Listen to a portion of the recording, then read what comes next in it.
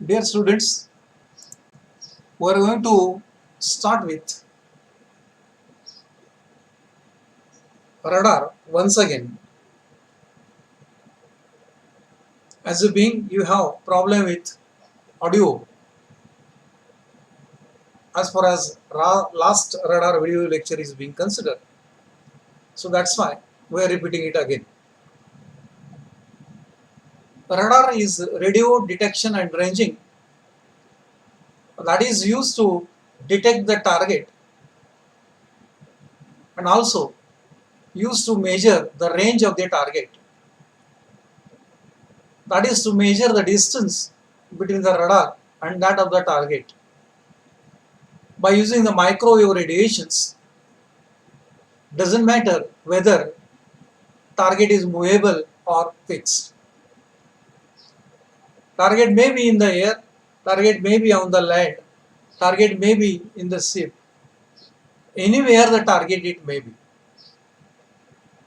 It can be detected and its range, its elevation, its direction are also going to be measured. Radar is used to control the entire aerodrome system, aeroplane system. Almost all the aeroplanes are controlled by radar. As long as aeroplane is within the range of radar, no hijacking it is possible. But once it crosses the range, then and then only some unwanted things which are going to happen. Such an important device that works on the micro radiations is known as radar. And today we are going to study principle of radar, how radar works, how it operates. From that point of view, we can say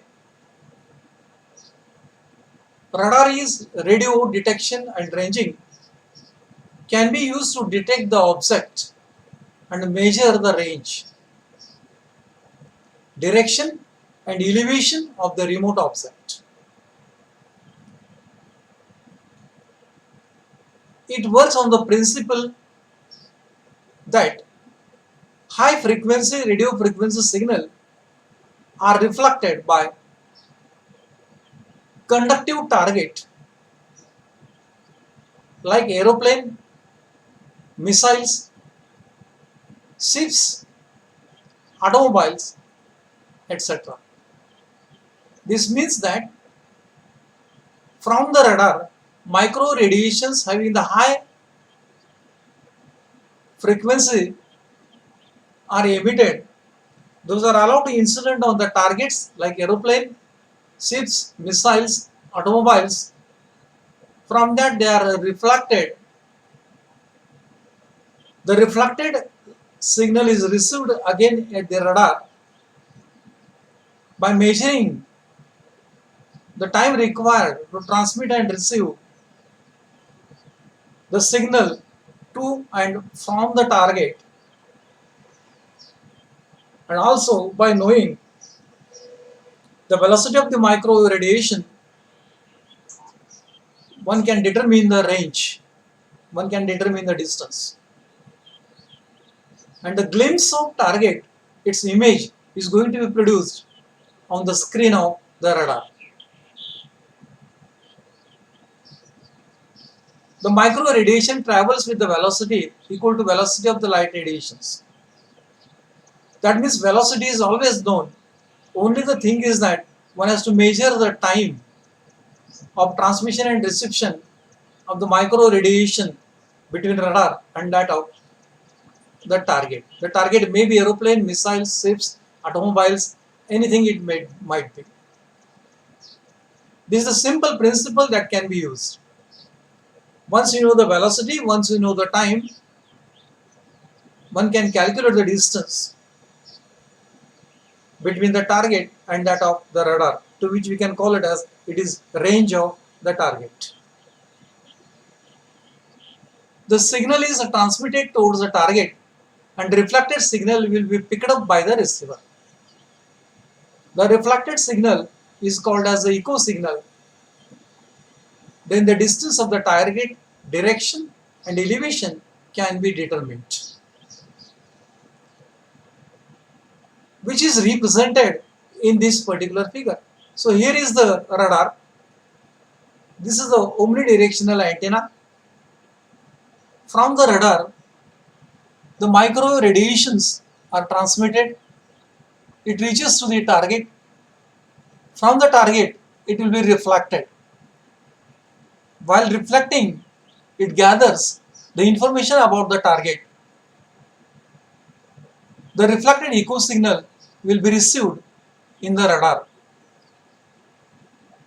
so as the image of the target is created on the screen, and the time of transmission and reception of the micro radiation is measured in the radar.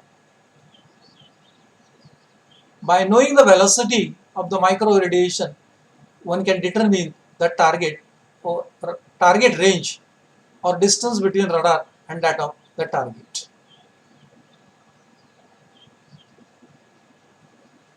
Generally, the range is measured in the different units.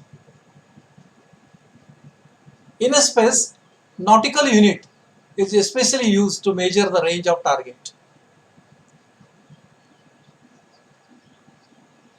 That's why one has to understand the relation between the several units which are going to be used to measure the range of the target.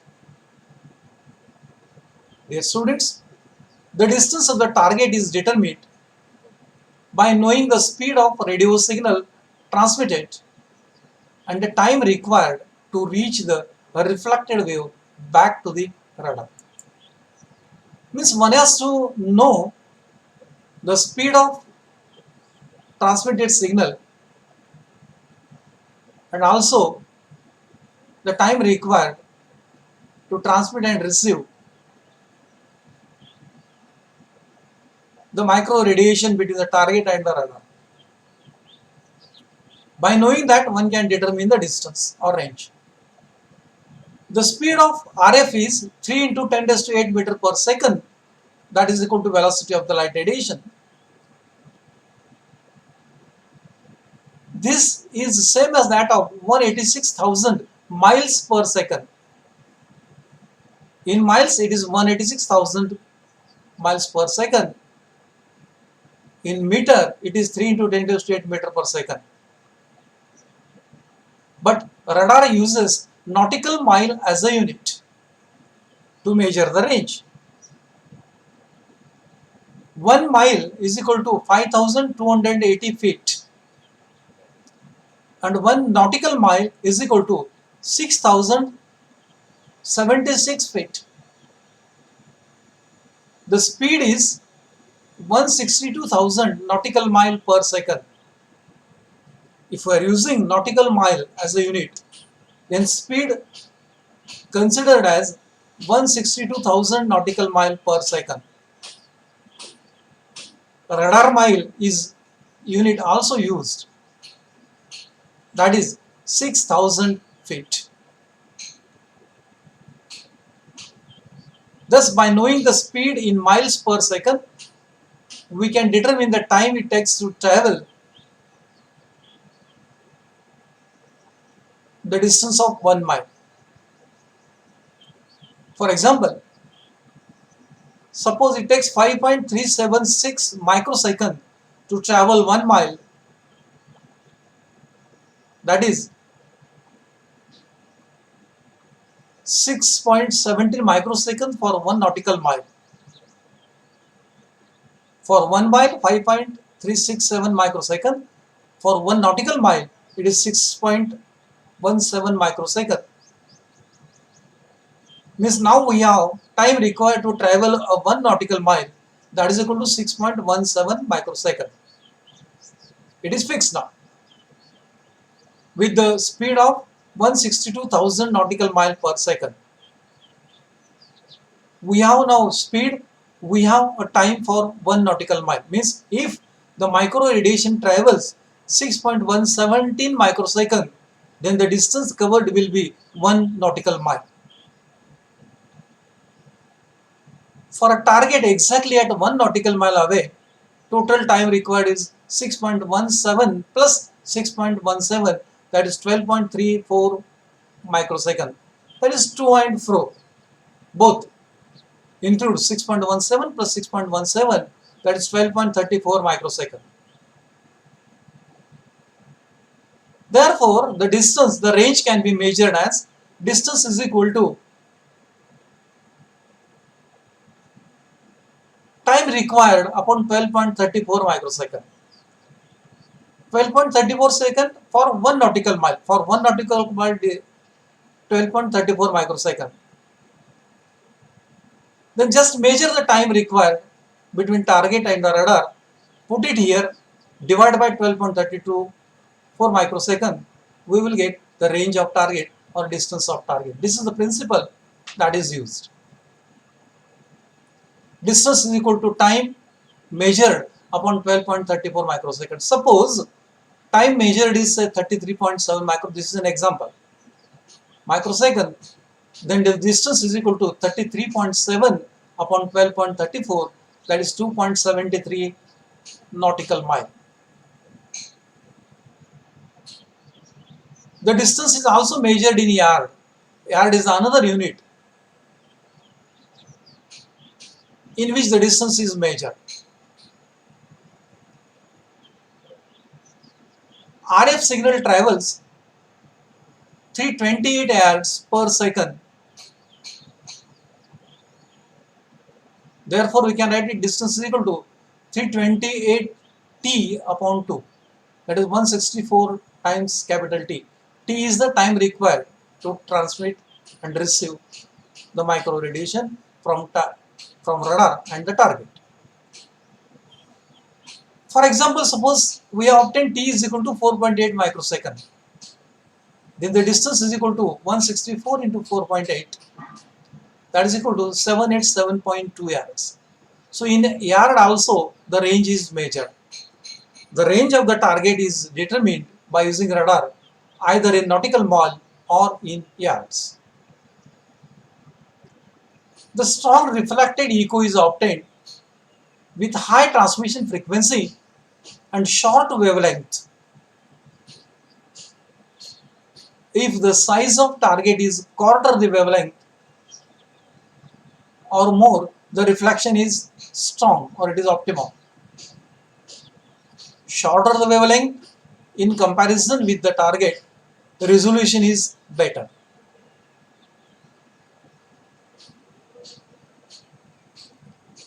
As radar uses microwave signal for line of sight, it can't detect the target beyond the horizon. Three factors, that is a distance or range, azimuth angle or bearing angle, latitude or elevation, are needed to locate the target beyond the horizon. For line of sight, there is no problem. The wave will radiate it, it will incident on the target, it will be reflected directly towards the radar. If it is beyond the horizon, then one has to necessary to measure the latitude, elevation, azimuth angle and range. When land-based radar is used to detect the aircraft, hypotenuse is the range of the aircraft. With angle of elevation is angle between hypotenuse and the baseline. The altitude is determined by the angle of elevation. By knowing the angle range, altitude is determined by triangle rule. So this is represented here. Again, this is the radar antenna. This is the baseline. Look at here. So this is the hypotenuse. Suppose the target is movable, it is moving. The antenna is omnidirectional. It will transmit the radiation. So this is the altitude. So this is the angle of elevation. Angle of elevation is angle made by hypotenuse with the baseline. Hypotenuse is the range of the target. This is true provided the target is movable and if it is beyond the horizon. Then by using the concept of geometry, once you know this particular angle, if you know the range, one can determine the altitude.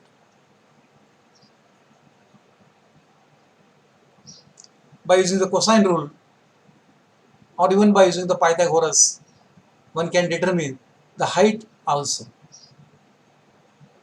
So this is the principle that is being used in radar to measure the distance, to detect the target, to measure the angle of elevation and even latitude also. Dear students, the target can be located by knowing the direction using the compass rule. If suppose target is in north direction, angle is either 0 degree or 360 degree. If target is towards east, then angle is 90 degree. If the target is towards the south, the angle of elevation is 180 degree. And if the target is towards the west, the angle of elevation is 270 degree. For land-based radar, if radar is in motion, relative directions are needed.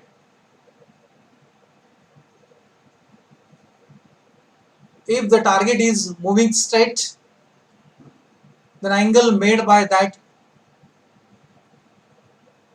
is 0 degree or 360 degree. If the target is moving right of the radar, it makes an angle of 90 degree.